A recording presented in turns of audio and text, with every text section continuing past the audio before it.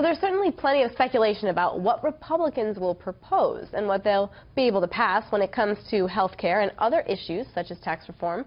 So let's bring in our political panel, Republican strategist Kevin Sheridan, and from the other side of the aisle, Dan Cannonen, a vice president at Smoot 2's group. Gentlemen, thank you both for being here. I appreciate it. Thank you. Good to be here.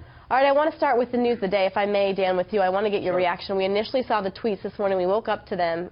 Pretty huge accusations for a sitting president to make the remarks about his predecessor. What was your initial reaction this morning? Well, I actually first saw the tweet about Arnold Schwarzenegger on The Apprentice, which was a little bit later in the day, but then went back and saw the first tweets from 6:42, 6:45 in the morning.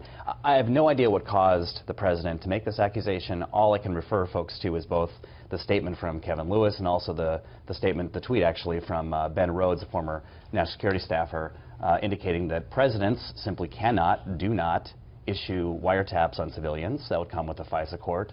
That would come with an independent panel from DOJ. If, in fact, there was a wiretap, and I don't think anyone's denied that there was one at this point, it would not have been President Obama who ordered it. That's against the law. And I have no idea what caused President Trump to look at this and decide this is something happening.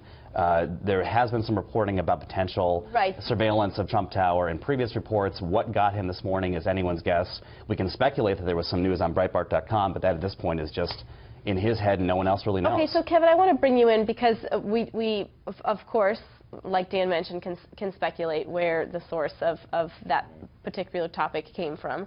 But at the same time, with the tweets, we didn't necessarily get any evidence from the president. What's your thoughts?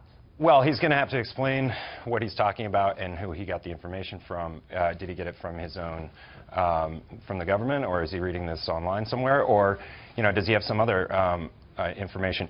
But look, the Justice Department under Obama did tap journalists' lines. We know that from Fox's own James Rosen, and named him a co-conspirator in a case. Entities? I mean, what about foreign? It's not without, you know, it's not out of the realm of possibility that this happened, and I think we're just going to have to learn more about exactly what he's talking about, because this is a very serious charge. If you're a Republican lawmaker, how do you stay focused right now on the task at hand? There's quite a few distractions right now, and how do you react to this? Well, they've got their plates full. I mean, they're moving forward on Obamacare repeal as early as maybe this week, and so we'll know more about that. And they've got tax reform is coming next. They've got regulatory reform.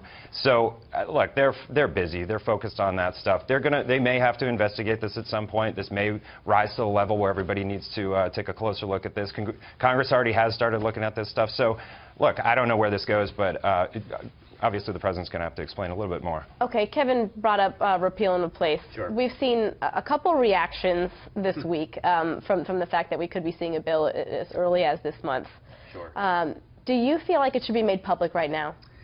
Well, I'm not sure what it is. I think if there is a bill, you're right, if there actually is something that's real and a plan and a document that actually has some substance to it, then yes, I think it's better to do this in the light of day. Well, why not get it right and then present it? I'm fine with that too, but I think at the end of the day, what we're looking at is the natural conclusion of what happened when the Tea Party caught the car. For 6 years and over 60 votes to repeal, Republicans have been saying no on health care reform, no on Obamacare, without any real plan that anyone would agree to. Speaker Boehner mentioned this past week. Lindsey Graham just mentioned it in this town hall the other day. There isn't a plan that all Republicans agree to. I think they're stuck. They're either going to take health care away from 20 million people who have it, who didn't realize it was Obamacare. They're not going to do that. Just repealing is not an option. Am I correct? No, they started a long and deliberative process pretty much the day after Paul Ryan took over as Speaker of the House, where they brought all members together, where they worked out a framework for repeal and replace. They put it online. They did press conferences about it. It's on betterway.gov. You can go check it out. Now they're writing they're fine-tuning the legislation. It'll go through the regular order through committee process, and you will start to see that come out very soon. And that's the way it should work. It's not top-down. It's not being written in Harry Reid's office and Nancy Pelosi's office on Christmas Eve, like in 2009, where no one knew what was in the bill. They had to pass it to find out what was in the bill. You'll know it. You'll see it in the committees. They'll debate it. And anybody can have their say. All right, when we do see it, we'll have you both back. Unfortunately, that's all we have. Sure. That's all the time we have today. Thank you, gentlemen, for joining us.